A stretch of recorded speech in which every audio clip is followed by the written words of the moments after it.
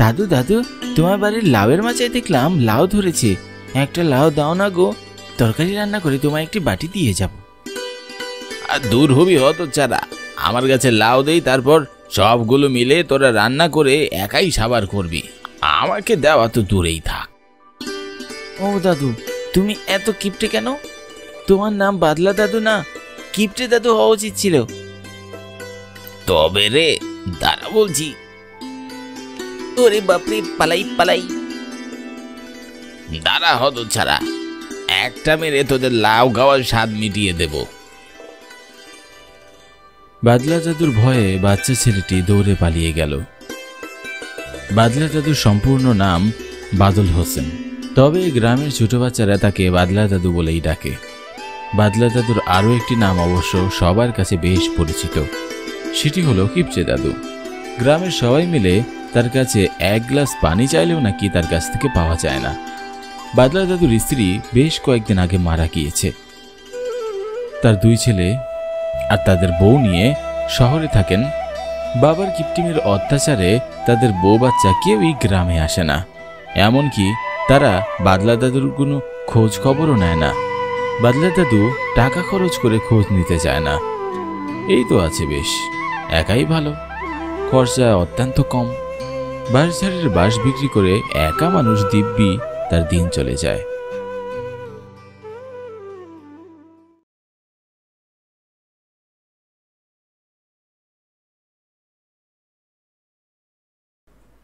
রাতের খাওয়া দাওয়া শেষ করে বাদলা দাদু আরাম করে বিছানায় শুয়ে শুয়ে আরাম করছিল।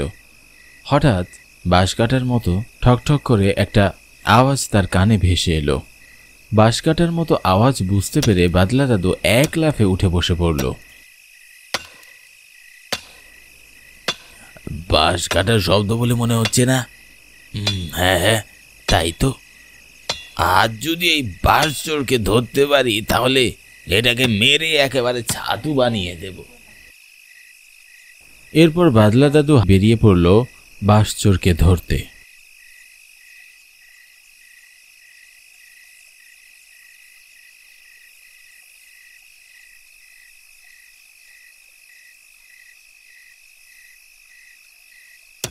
বাঁশঝাড়ের কাছে এসে দেখল যে সত্যি সত্যি একটা ছেলে বাঁশ কাটছে। বাদলা দাদু এমন দৃশ্য দেখে রেগে আগুন হয়ে গেলেন।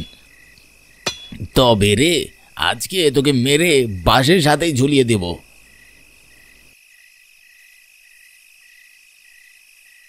না, এদের জন্য তো আর পারছি না, আমাকে চালিয়ে মারছে সব কটা। আমি গরিব মানুষ, এই বাঁশ বেশে কোনো মতে খেয়ে পরে বেঁচে থাকি, কিন্তু এই হতচ্ছাড়াগুলো মনে হচ্ছে আমাকে আর খেয়ে পরে বেঁচে থাকতে দেবে না। সবাই আমার বাঁশের উপর নজর দিয়েছে, আর ভালো লাগে না। পাহারা দেওয়ার ব্যবস্থা করতে হবে, রাতে আর ঘুমানো যাবে না।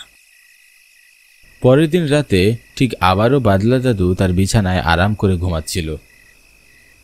গভীর রাত, বাইরের পরিবেশটা আজ বেশ অন্যরকম। ঝিঝিপোকাগুলো ক্লান্তহীনভাবে ডেকেই চলেছে। হঠাৎ আগের দিনের মতো আবারও সেই বাঁশ কাটার শব্দ।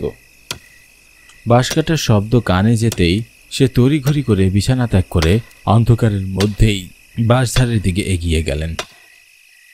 হ্যালো বন্ধুরা, টি-20 ওয়ার্ল্ড কাপ আকর্ষণীয় হয়ে উঠেছে। এর সাথে সাথে ইনকাম করে একটা বড় সুযোগ বেরিয়ে এসেছে। এখনকার ম্যাচগুলোতে বুদ্ধি লাগিয়ে গেম খেলে খুব সহজেই টাকা ইনকাম করা যায়। এছাড়াও এখানে রয়েছে আরও অনেক ক্যাশ প্রাইজ জেতার সুযোগ। এই অ্যাপটিতে আপনি সমস্ত লাইভ ম্যাচের রেজাল্ট দেখতে পারবেন এবং সেই ম্যাচে অনুমান করতে পারবেন, যেমন কোন টিম জিতবে, কোন টিম কত রান করবে, কে উইকেট বেশি পাবে, কে বেশি ক্যাচ ধরবে এবং কোন টিম এক্সট্রা বেশি বল করবে। আপনার অনুমান যদি সঠিক হয় তাহলে আপনি আরও 800 টাকা ফ্রি বেট করতে পারবেন। এছাড়াও এখানে রয়েছে বিভিন্ন ধরনের গেম, সেগুলিও খেলে আপনি টাকা ইনকাম করতে পারবেন। আর রেজিস্টার করার সময় আমার দেওয়া প্রোমো কোড গল্প ব্যবহার করলে প্রথমবার ডিপোজিটে 12,000 টাকা পর্যন্ত পেয়ে যাবেন। আপনি সহজেই বিকাশ, ব্যাংক এবং অন্যান্য সহজ পদ্ধতির মাধ্যমে আপনার জেতা টাকা তুলতে পারবেন। এখানে আপনি 24/7 কাস্টমার সাপোর্ট পাবেন। তাহলে আর দেরি কিসের? ডেসক্রিপশন এবং কমেন্টসে লিঙ্ক আর প্রোমো কোড পিন করা আছে এবং প্রোমো কোডটি ব্যবহার করুন, ক্যাশ প্রাইজ জিতুন।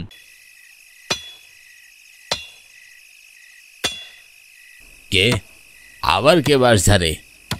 কে আছে বটে? বাদলা দাদু বাঁশঝাড়ের কাছে যেতেই চারিদিক একদম নিস্তব্ধ হয়ে গেল। কোথাও কোনো বাঁশ কাটার শব্দ নেই। তিনি এদিক ওদিক ভালো করে দেখলেন, কিন্তু তাড়াহুড়োয় হারিকেনটি ফেলে রেখে এখন সে অন্ধকারের মধ্যে তেমন কিছুই দেখতে পেলেন না। কই, কোথায়? কাউকেই তো দেখছি না। কানে আবার ভুল টুল শুনলাম নাকি? নিজের মনের ভুল ভেবে সে ঘরের দিকে পা বাড়ালেন, কিন্তু ঠিক তখনই আবারও বাঁশ কাটার আওয়াজ কানে ভেসে এলো। বৃদ্ধ দাদু বেশ রাগান্বিত হয়ে গেলেন এবং বললেন, চোর বেটা কি আমার সাথে মশকরা করছে নাকি? এই তুই কে? সামনে আয় বলছি। তোকে যদি আজ ধরতে পারি চুরির অধিক শিক্ষা দেব বলে দিচ্ছি। কিন্তু কোথায় কে? কারো সাড়া নেই। আবারও সবকিছু একদম নিস্তব্ধ। বাদলা দাদু যেমন মাঝরাতে বেশ বিরক্তিতে পড়লেন, ঠিক তখনই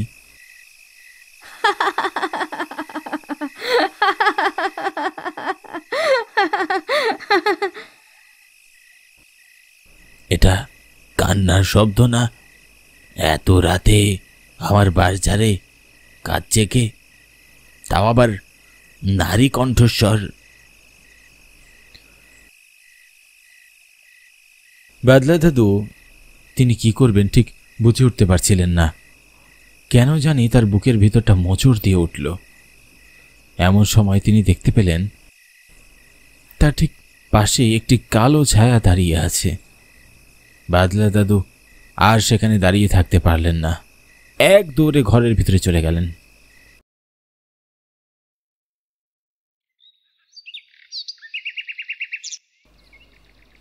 পরের দিন সকালবেলা বাদলা দাদু আপন মনে তার বাড়িতে হাঁটছিলেন। তখনই তার সাথে নিজাম নামের এক যুবকের দেখা হয়।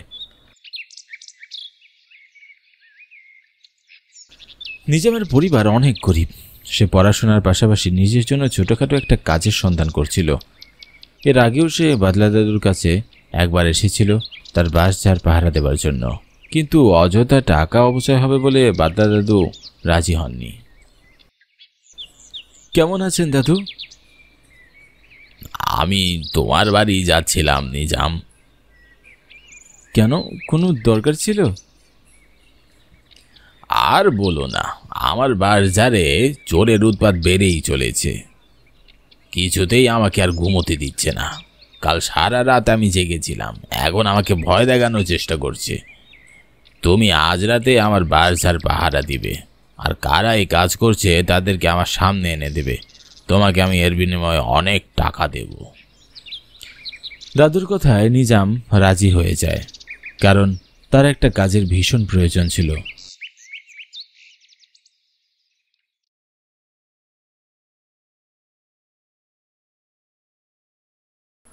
বাদলা দাদুর কথা মতো নিজাম সন্ধ্যা হওয়ার সাথে সাথে বাড়িতে আসে পাহারা দেবার জন্য। ভালো করে পাহারা দিবে, দেখো আমার বাঁশঝাড়ে একটা বাঁশও যেন কেউ হাত না দিতে পারে, ঠিক আছে? আমি ঘুমাতে গেলাম। আপনি কোনো চিন্তা করবেন না, আমি চোর বেটাকে আজ উচিত শিক্ষা দেব। বাদলা দাদু নিজামকে বাঁশঝাড়ে যেতে বলে ঘুমানোর জন্য বিছানায় শুয়ে পড়ল। কাল রাতে যে বাঁশঝাড়ে একটা মেয়ে মানুষের কান্নার শব্দ শুনেছে সেসব সে কিছুই নিজামকে বলেনি। বাদলা দাদু কাল রাতে প্রচণ্ড ভয় পেয়েছে, আর তাই আজ নিজামকে বাঁশঝাড় পাহারা দিতে ডেকেছে। যদি কোনো প্রেতাত্মা বা আত্মা থেকে থাকে তবে তার সাথে লড়ার মতো সাহস বাদলা দাদুর নেই। কিছু থেকে থাকলে নিজাম তাকে জানাবে। বেশ অনেকটা রাত, হঠাৎ বাঁশঝাড়ে বাঁশ কাটার শব্দ হতেই নিজাম ধীরে ধীরে বাঁশঝাড়ের দিকে এগিয়ে গেল।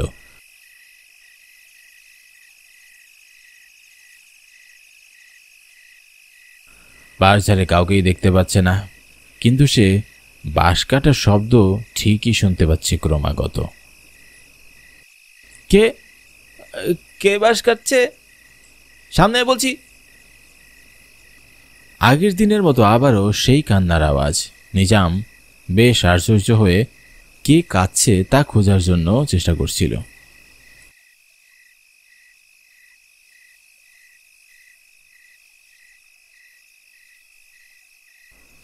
আশ্চর্য ব্যাপার, এত রাতে এই বাজারে মেয়ে মানুষের কান্নার শব্দ!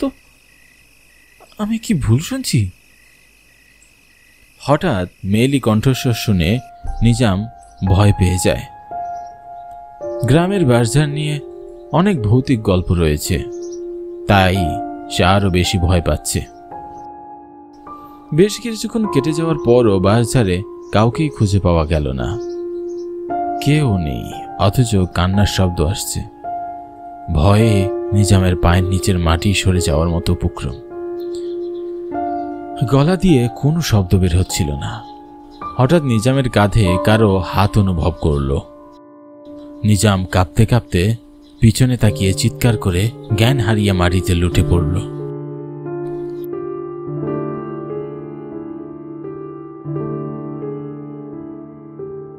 নিজামের চিৎকার শুনে বাদলা দাদু তাড়াহুড়ো করে ঘর থেকে বেরিয়ে আসে। কি রে নিজাম, কিছু হয়েছে তোর? আর চোর বেটাকে ধরেছিস? বাদলা দাদু বাইরে এসে কাউকেই দেখতে পায় না। কি রে নিজাম, কোথায় গেলি? কারও কোনো সাড়া নেই। চারিদিক কেমন যেন ধুম মেরে আছে, মনে হচ্ছে কোনো ঝড়ের পূর্বাভাস। বাদলা দাদু চারিদিকে নিজামকে খুঁজতে লাগলো। ঠিক তখনই তার চোখ পড়ল বাঁশঝাড়ের দিকে। সাদা শাড়ি পরে একটি মেয়ে দাঁড়িয়ে আছে বাঁশঝাড়ের ভেতরে। বাদলা দাদু এত রাতে মেয়েটিকে বাঁশঝাড়ের ভেতরে দেখে ভীষণ ভয় পেয়ে যায়। কে কে তুমি এত রাতে এখানে? বাদলা দাদুর কথা শুনে মেয়েটি এবার তার দিকে ফিরে তাকায়। মেয়েটিকে দেখে বাদলা দাদুর শরীরের লোম দাঁড়িয়ে গেল। তার হাত পা কাঁপতে শুরু করল। এ কি, তুমি তুমি তো সেই কবেই মারা গেছো।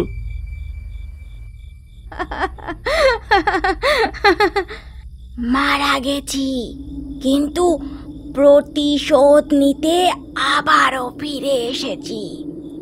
আমার মৃত্যুটা স্বাভাবিক ছিল না। তুই আমাকে কষ্ট দিয়ে তিলে তিলে মেরেছিস। আমি তোর চোখের সামনে মৃত্যু যন্ত্রণা ভোগ করেছি, তারপরও তুই আমাকে ডাক্তার দেখাসনি। তোর তখন টাকা পয়সার অভাব ছিল না, কিন্তু তুই আমার কোনো চিকিৎসা করাসনি। রাহেলা, আমাকে ক্ষমা করে দাও। আমার বড্ড ভুল হয়ে গেছে। আমি তোমার সাথে অনেক অন্যায় করে ফেলেছি। তোর কোনো ক্ষমা নেই। তোকে ছেড়ে দিলে আমার অতৃপ্ত আত্মা কিছুতেই শান্তি পাবে না।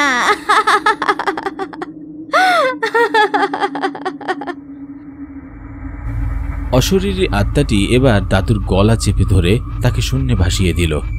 দাদু বাঁচার জন্য প্রাণপণে চেষ্টা করছিল। রাহেলা, ছেড়ে দাও, ছেড়ে দাও আমাকে। তুমি যা বলবে আমি তাই করব। তবে বেশ, এ বছর থেকে কৃপণতা করে যত সম্পত্তি গড়েছিস, যত টাকা পয়সা জমিয়েছিস, তা সব এতিমখানায় দান করে দিতে হবে। পারবি তো? তবেই আমার আত্মা শান্তি পাবে। বেশ, আমি আমি তোমার কথায় রাজি। আমি আমার ভুল বুঝতে পেরেছি। হ্যাঁ, নিজের রাহকে না দিয়ে, তোমার চিকিৎসা না করে আমি যে টাকা পয়সা সম্পত্তি জমিয়েছি সেগুলো আমায় সুখ দিতে পারিনি। তাই আমি আমার সব সম্পদ এতিমখানা বাচ্চাদের দিয়ে দেব। কথাটা যেন মনে থাকে। যদি এর অন্যতা হয়, তাহলে তোমাকে মেরে তোমার লাশ এই বাঁশ গাছে ঝুলিয়ে দেব। না না, আমি তোমার সব কথাতেই রাজি। এরপরে আত্মাটি বাদলা দাদুর গলা ছেড়ে দিয়ে অদৃশ্য হয়ে যায়।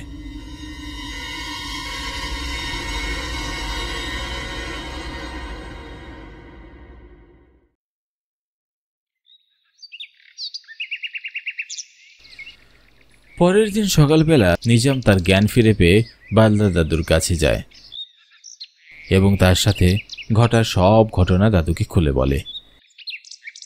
এরপরে বাদলা দাদু নিজামকে তার সাথে করে তার সব সম্পত্তি গ্রামের মসজিদ ও এতিমখানায় দান করে আসে।